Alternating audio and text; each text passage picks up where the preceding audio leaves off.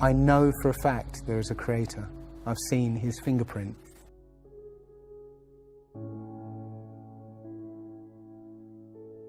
Could be flat, could not be flat. There could be 12 continents. How would you know? That's a matter of how we draw it up. But I feel like with the world, with the Earth, when you stand back and you look at the horizon, you can see curvature.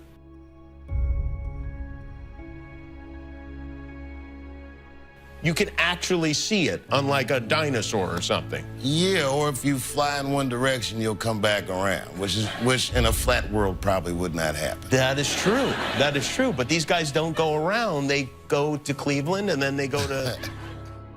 With me now, Bill Nye, CEO of the Planetary Society, and of course, the science guy. Good to have you, Bill. Good to see you, Craig. Todd Aiken says believing in evolution requires faith. Paul Brown says it's a lie from the pit of hell. It lies straight from the pit of hell. What goes through your mind when you hear things like that? Well, first of all, I, as a science educator, have failed.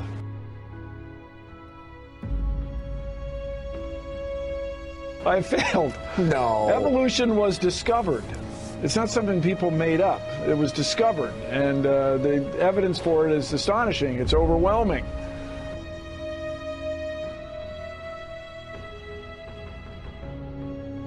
Now, one thing I really want your generation to embrace is that the Earth is a closed system. We cannot leave the Earth. There's no place to go. There's no place to throw your trash.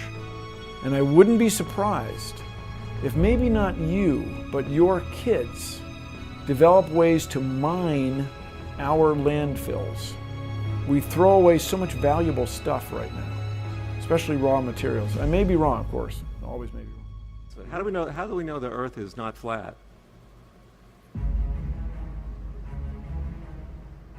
We don't. It's flat.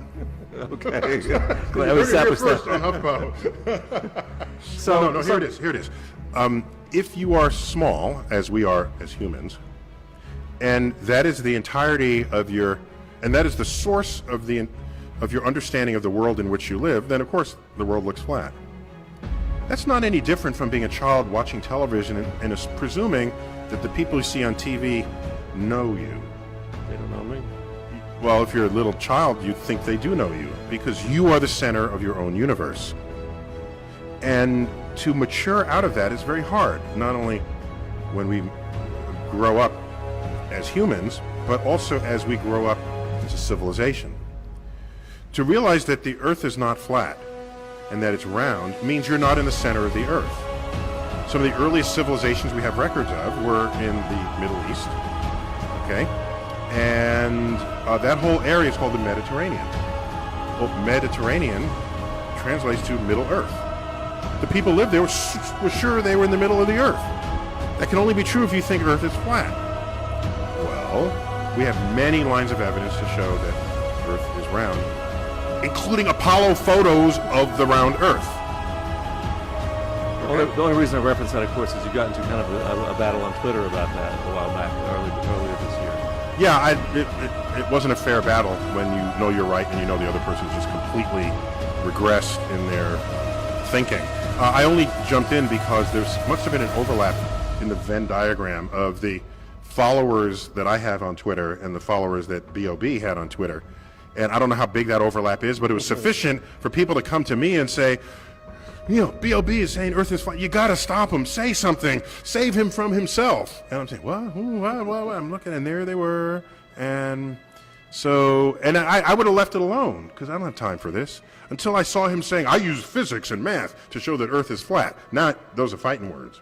Okay? If he says he's invoking physics and math, let me see where he claimed to do so. I looked where he claimed to do so, and it was profoundly ignorant of formulas and physics related to the physics of establishing the size of the Earth. Now, I don't mind that people don't know things. That's just plain old ignorance. Ignorance shouldn't be thought of as a bad word. All right? Ignorant just simply means you don't know. But if you don't know and you have the power of influence over others, that's dangerous. If you don't know and you don't know that you don't know, that is particularly dangerous.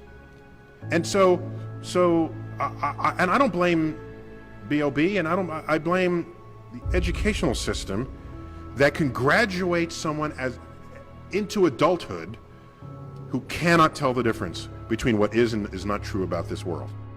This geocentricity thing, look, I'm not saying that if you believe in geocentricity, you're a complete idiot. If you believe in the flat earth, you are a complete idiot.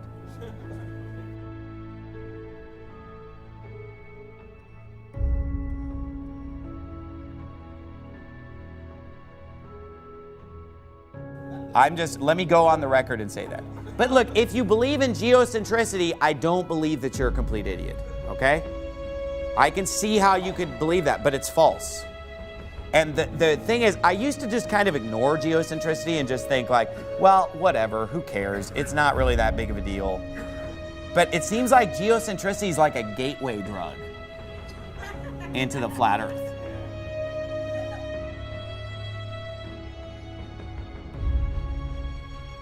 You know what I mean? That's what's dangerous about it. It's the gateway drug. I'm serious, okay? So what you have now is you have people saying these stupid things like, what do you expect me to believe? We're spinning at 1,000 miles an hour?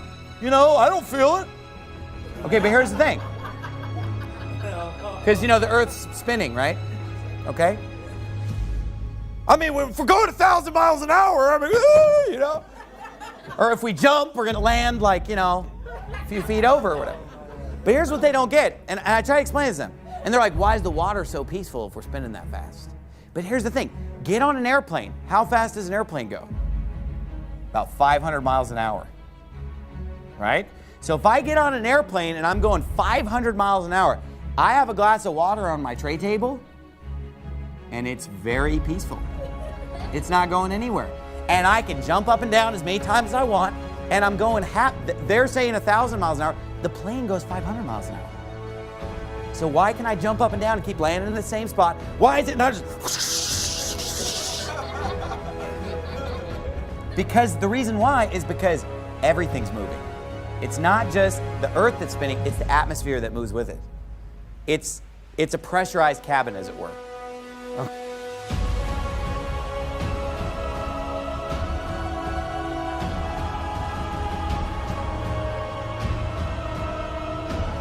Right? I mean, the air and the atmosphere and everything, it's all spinning, so it's all going the same speed. And here's how you know it's spinning. Because you can see everything moving. You can see the sun moving, the moon moving, and all the stars moving. Now, here's the thing about that.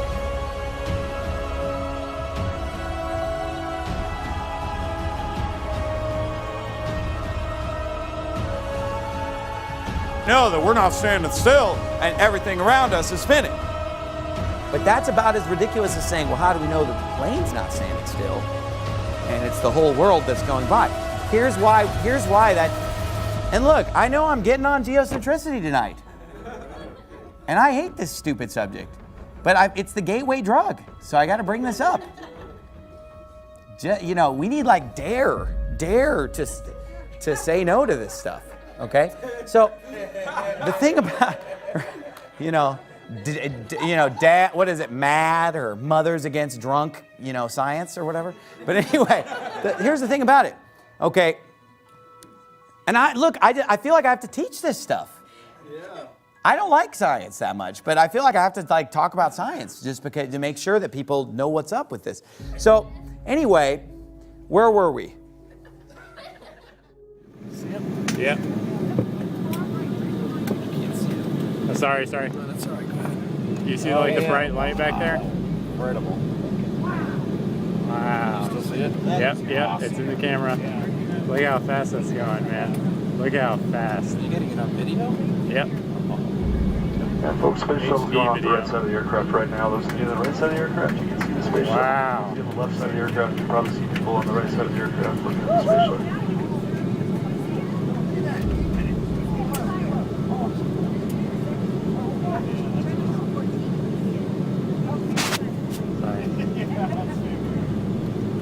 Plane's gonna tip over. Everybody's leaning on the right side. That is remarkable. I would actually set at the VIP section and watch it launch.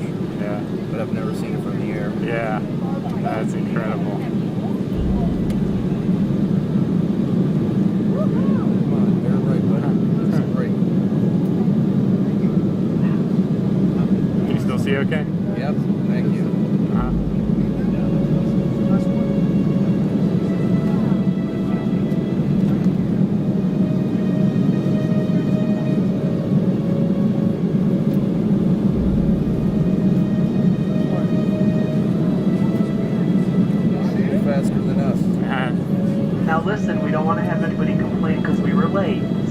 got to see that. Then you can complain because we were late. Got it? All right. Drinks around the house, too.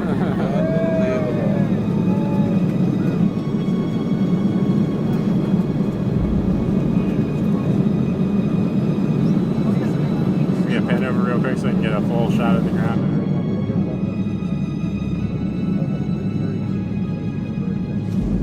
I know. I think that's good. What do you think? Oh yeah, I'm still in awe. Watch the trajectory of the space shuttle. It doesn't go straight up. It always goes in a curve and out to sea. The point is that they actually go horizontal. The space shuttle goes horizontal. It never goes any further up. It goes horizontal, very, very low down in the atmosphere, because it drops its external tank while it's still in the atmosphere. So, you know, it's still in the atmosphere while it's horizontal, so it never gets any higher. And it goes out of sight, not because it goes too high, because it goes too far downrange.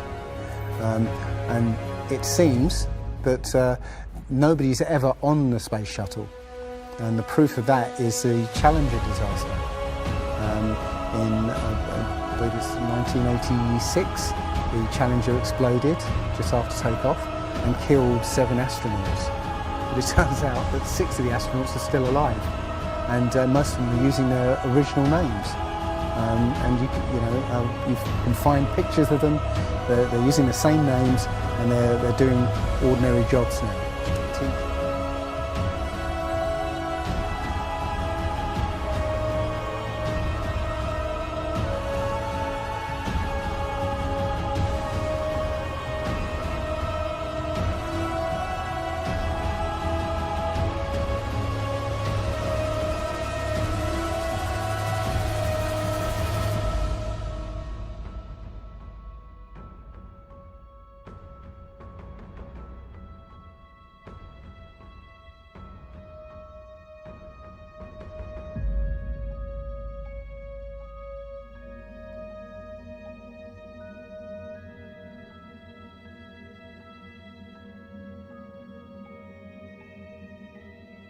There are many reasons why I believe the topic of cosmology and a flat Earth matters. It destroys the false theory of evolution. It points people to a creator.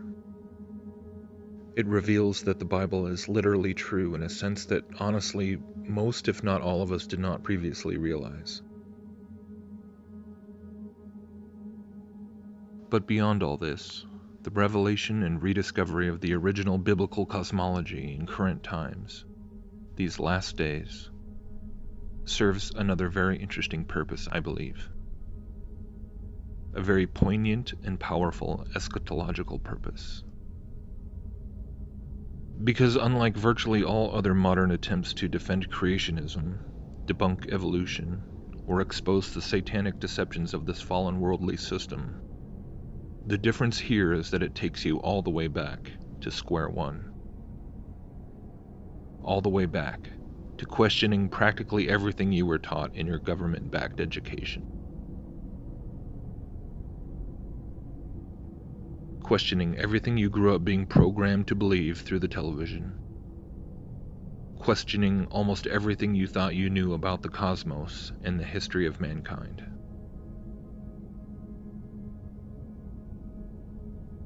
But the thing that increasingly fascinates me about the flat Earth issue is how it provokes such a violent reaction in people.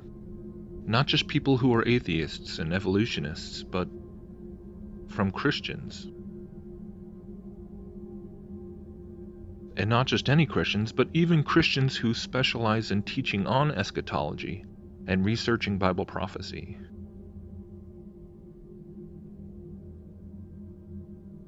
Christian teachers whose entire ministries, whose entire careers basically, have in many regards centered around warning people about the mark of the beast system, which the Bible prophesies about in the book of Revelation, and we can see being rapidly constructed all around us right now.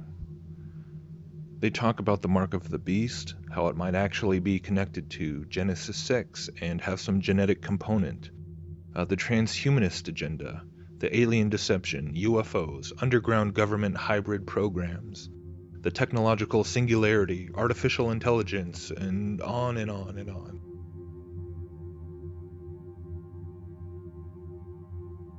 But at the end of the day, no matter how compelling much of this research and its possible connections to the coming beast system might be, the ultimate takeaway is still the same. The practical implications for us are still incredibly simple and unchanging.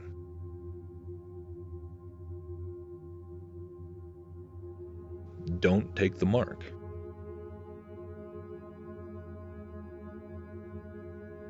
Even Christians who were living in the first century, the days of the early church, who read those words shortly after John the Revelator penned them, they were able to comprehend that much, despite how far in the future the fulfillment of those words might still have been. But this is what is so strange, so incomprehensible when it comes to so many of our alleged watchmen on the wall today, these harbingers of prophetic fulfillment in these final perilous days. They write books and make DVDs and give lectures talking about almost every conceivable conspiratorial topic, from pyramids on Mars to the Hollow Earth to the Pope's statements about aliens, trying to decipher it all through the lens of Bible prophecy. But when it comes to the idea that the Earth could be flat, stationary, and enclosed within a firmament, just as the Bible describes, and as they all admit the ancient Hebrew authors of the Bible all believed, suddenly that topic is crazy, considered pure madness, declared as unscientific, and written off as foolishness.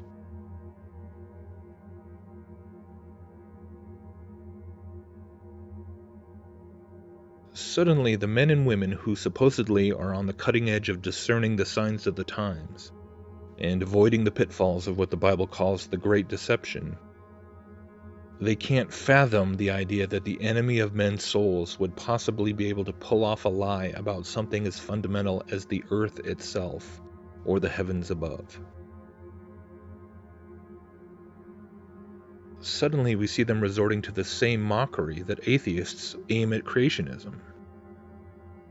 We see them appealing to the wisdom of this fallen and deceived world to try and justify themselves.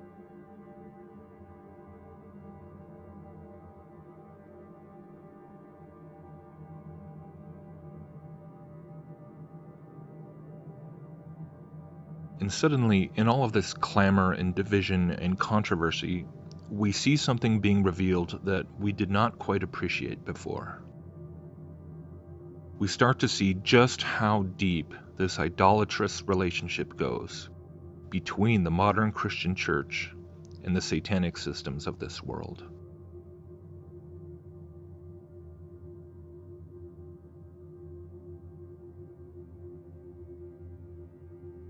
We realize how in so many ways we've continued to try to point to the Bible as the source of inspired truth, but at the same time try to find some way to make it agree with and validated by human wisdom.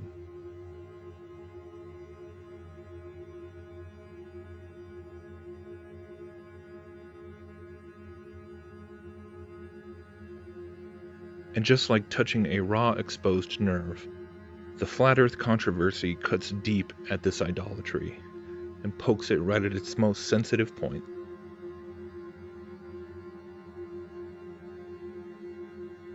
And this is how I see this last day's realization, this end times rediscovery, as being a true gift from above, even if most of the church is too stubborn to accept it. Because truly, if you are too afraid to even honestly investigate something right now, even while the world teaches that it's sheer idiocy, that it's absolutely insane and something to be ridiculed and scorned,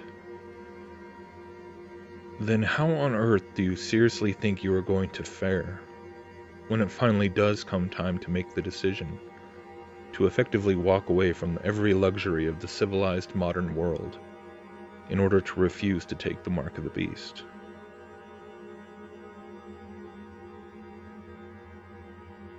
What good will all your research about transhumanism and microchips and genetic hybrids and everything else be if you can't even handle being ridiculed for believing the Bible over the opinions of men? Because when those days finally do come, do you not realize that being mocked or looking stupid in the eyes of the world will be the very least of what you will have to endure in order to not compromise your very soul? Do you not think it will be regarded as the utmost insanity to even consider opting out of the Antichrist's promises of a technological utopia? Do you not think that you will have to resist the pleas of your own family members to just be sensible and do what you need to do to survive? Do you not know that you will face scorn of entire church congregations and pastors who will have chosen to join the system rather than close their doors?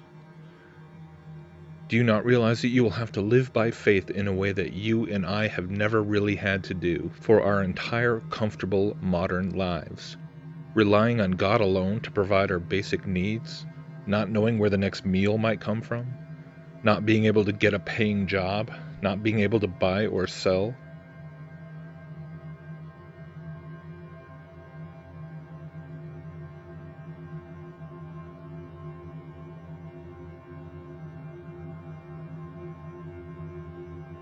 Do you not understand that most of the people you know will think you are absolutely mad, that you've turned into some fundamentalist religious quack, if you actually leave all the conveniences of modern living behind, simply because you won't just take some little mark?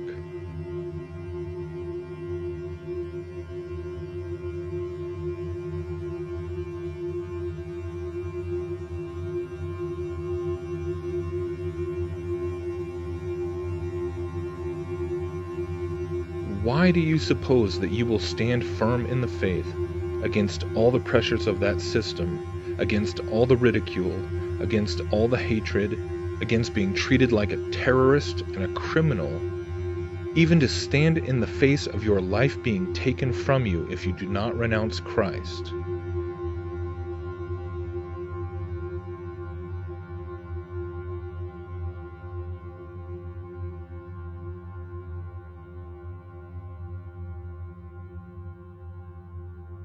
If already, right now, you are too afraid of looking stupid.